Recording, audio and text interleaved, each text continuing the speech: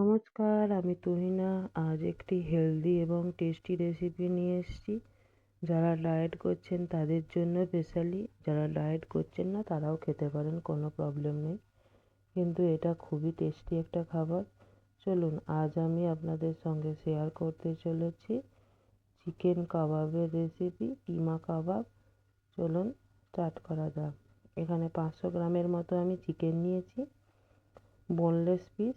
এটা আমি মিক্সিতে ভালো করে পেস্ট করে নেবো। এখানে আমি হাফটা লেবু দিয়ে দিলাম, চিকেনের যে একটা গন্ধ সেটা চলে যাবে। এখানে 1 চামচ লবণ দিয়ে এটা ভালো করে আমি পেস্ট করে নিচ্ছি মিক্সিতে। দেখুন আমার এখানে পেস্ট হয়ে গেছে। আমি একটা বোলে ঢেলে নিলাম চিকেনটা। তার আগে এখানে আমি একটা বেসনকে আমি 2 চামচ বেসনকে এখানে একটুখানি রোস্ট করে নেব।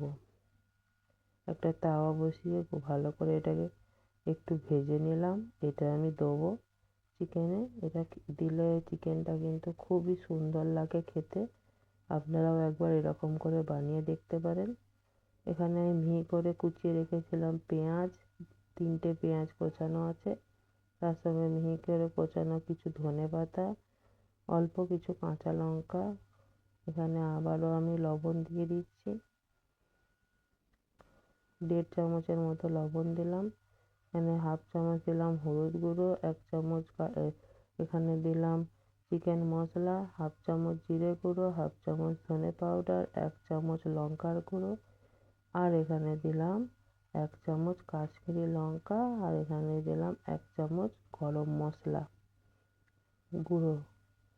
এবারে ভালো করে মিশিয়ে নিলাম। দিয়ে এরপরে দিলাম এখানে 1 চামচ আদা বাটা, 1 চামচ রসুন বাটা। এটাকেও ভালো করে মিশিয়ে নিচ্ছি। দিয়ে এরপরে এটা মেশানো হয়ে গেছে। এরকম গোল গোল করে প্রথমে শেপ নিয়ে নেবো, দিয়ে এরকম করে হাতের সাহায্যে এটা স্প্রেড করে দেবো।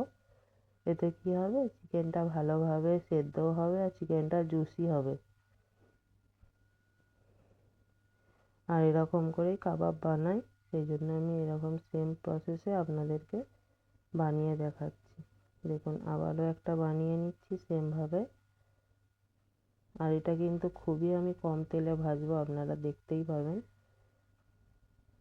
1 চামচ তেল দেবো, তার সঙ্গে 1 চামচ দেবো ঘি। দেখুন আমি কিভাবে বানিয়ে নিচ্ছি। দেখুন এরকম করে আমি বানিয়ে নিলাম কটা।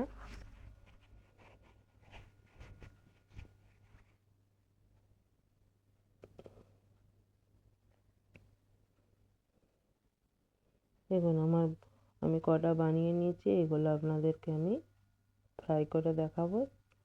চলুন, এবারে আমি এখানে তাওয়া বসিয়ে দিলাম। এরকম একটু তাওয়া টাইপের নেবেন, তাতে কিন্তু এগুলো ভালো হবে। এখানে 1 চামচ আমি সাদা তেল দিয়েছি, তার সঙ্গে দিয়েছি 1 চামচ দেশি ঘি। আপনারা বাটারেও ভাজতে পারেন, তবে বাটার বা ঘি যে কোনো একটা রাখবেন, এতে টেস্টটা খুব ভালো আসে।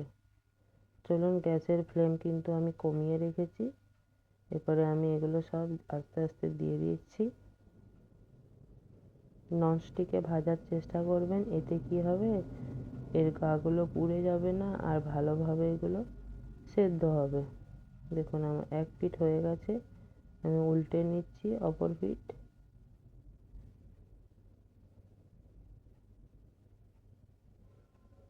আর আমার গ্যাসের ফ্লেম কিন্তু লো টু মিডিয়ামে আছে। মিডিয়ামের থেকে একটু কমেই রেখেছি। লো ফ্লেমে বা তার থেকে একটু কমে রেখে এগুলো আপনি ফ্রাই করবেন। হাই ফ্লেমে ভাজতে যাবেন না, তাহলে ভেতরটা কাঁচা থেকে যাবে। দেখুন আমার ফ্রাই করা হয়ে গেছে। আমি একটা প্লেটে আপনাদেরকে তুলে দেখাচ্ছি।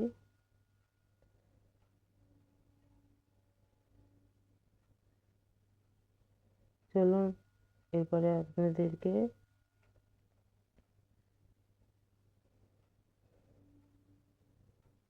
তৈরি করে নিলাম আমি বাড়িতে বসে চিকেন কাবাবের রেসিপি। আপনারাও এরকম করে বাড়িতে বানিয়ে খেতে পারেন। দেখুন আমারটা কত সুন্দর হয়েছে দেখতে, কত ভালো লাগছে। এখানে রান্নাটা এখানেই শেষ করছি।